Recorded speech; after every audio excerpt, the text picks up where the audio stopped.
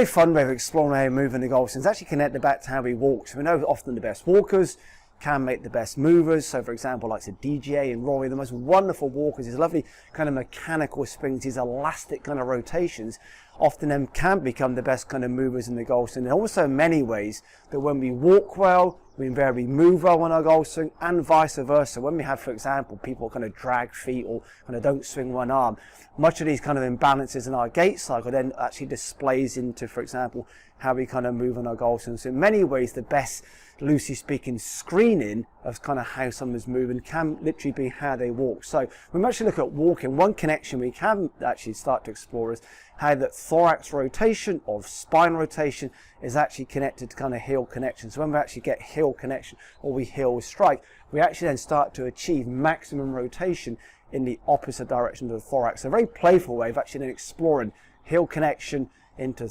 thorax rotation, which in many ways is the basis of the golf. So how do we get kind of good foot and ankle lower limb awareness as we rotate to that thorax? Just to initially start to march on the spot, you'd be very mindful of that as we get heel connection, we actually get then max thorax rotation within the gait cycle to the opposing side. And then we can start to then increase that a little faster through both feet, to start to then, as you stamp faster through both feet, we then start to kind of get quicker rotation, more rotation through that thorax.